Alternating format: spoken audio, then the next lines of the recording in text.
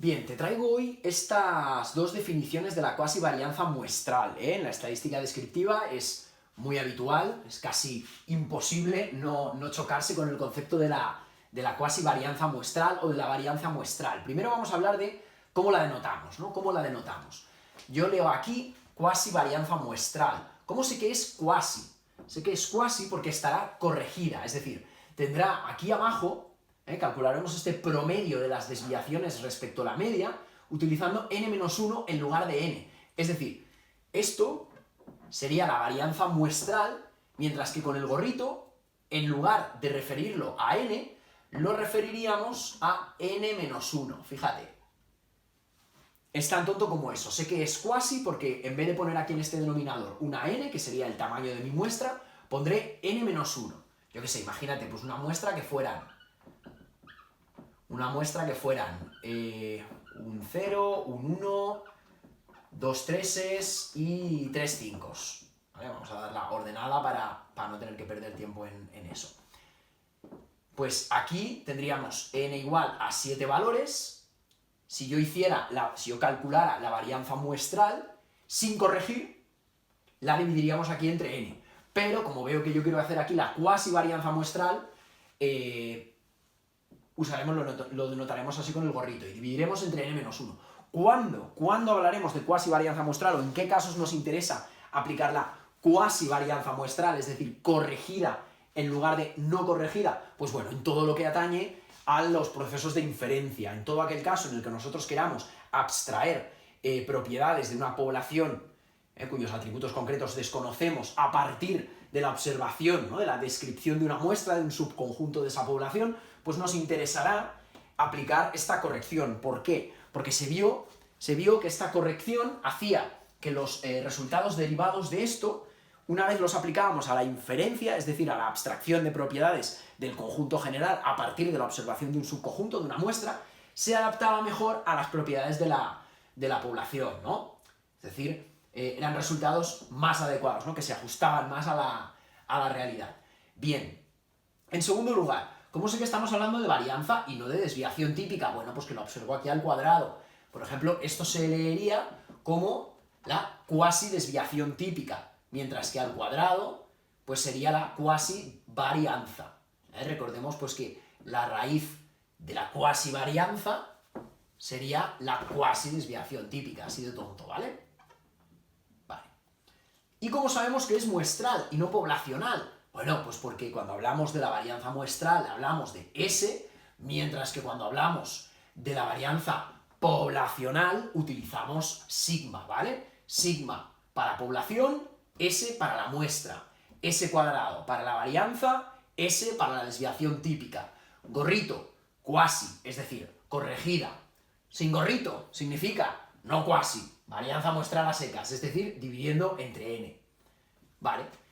Esto es todo lo referente a la notación. Vamos a hacerlo con un ejemplo, ¿no? ¿Cuál sería la definición clásica de varianza muestral que encontraremos en el 90% de textos? Pues es esta, ya sea para cuasi corregida o sin corregir, poniendo aquí un n-1 o un n, es lo mismo. Al final es la suma de unas desviaciones dividido entre un número de observaciones. Pues eso es un promedio. ¿Pero qué estamos promediando? Estamos promediando las desviaciones respecto a la media.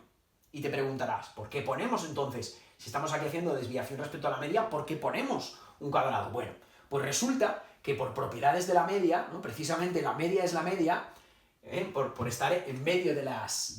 Si aquí cae la media, ¿vale? Y yo tengo observaciones por debajo y observaciones por encima, pues esas longitudes que yo he pintado, su suma por debajo ha de ser igual a su suma por encima, porque si no esa media no sería la media, por definición. Entonces pasa una cosa, ¿no? Si tú intentas calcular la varianza o la desviación típica quitando este cuadrado, aquí te va a quedar un 0, porque la suma de las desviaciones respecto a la media es 0 siempre.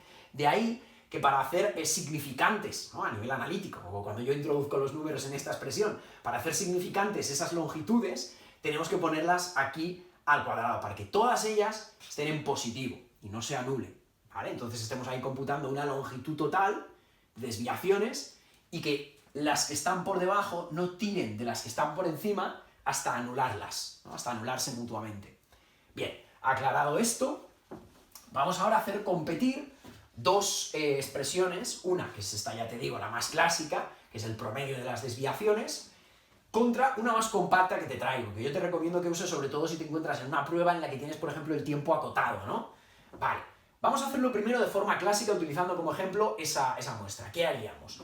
Pues vendríamos aquí, vaya, ¿no? Para yo poder calcular la varianza, una desviación típica, sea corregida o no corregida, de una forma o de otra, necesito sí o sí calcular la media, claro, porque si no, no podré hacer aquí, no, desconozco la desviación. Vale, pues vamos a calcular la media. ¿Cómo la calculamos? Voy a hacerme sitio aquí para que esto quepa en una línea.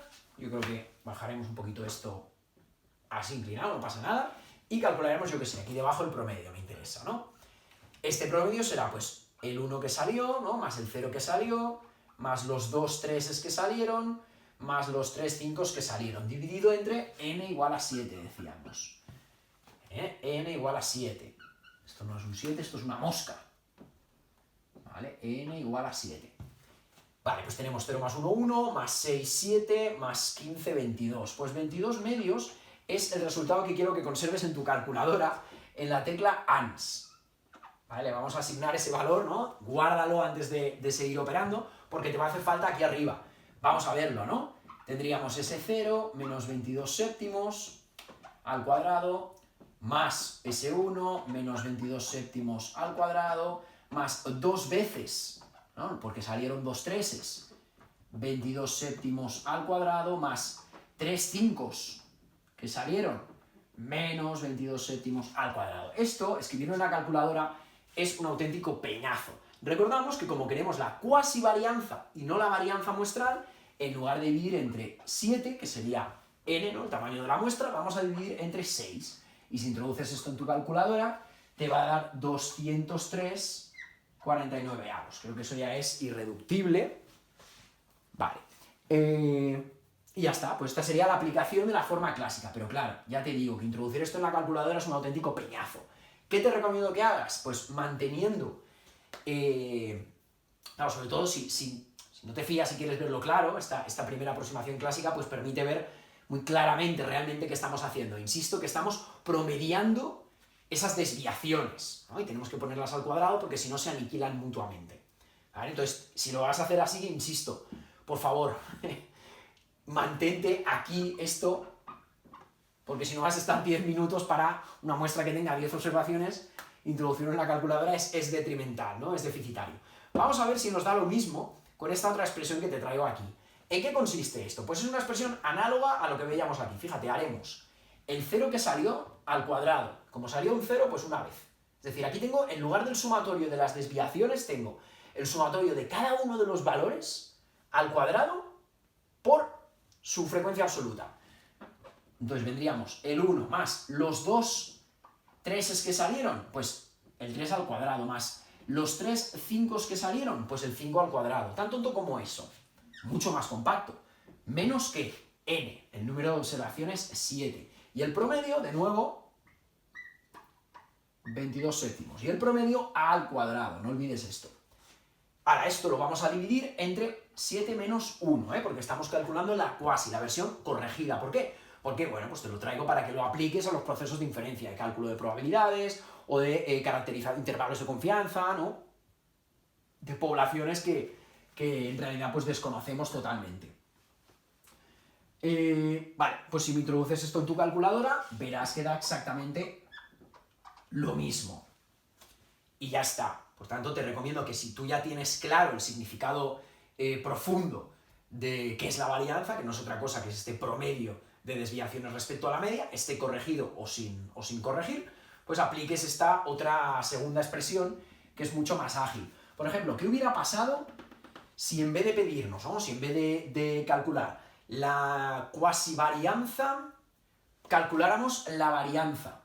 La formulación clásica de la varianza muestral sería, pues de nuevo, la suma de esas desviaciones al cuadrado dividido entre el número de observaciones. Fíjate que ahora pongo el número de observaciones no corregido porque no hay gorrito, no queremos la cuasi, queremos la varianza no corregida.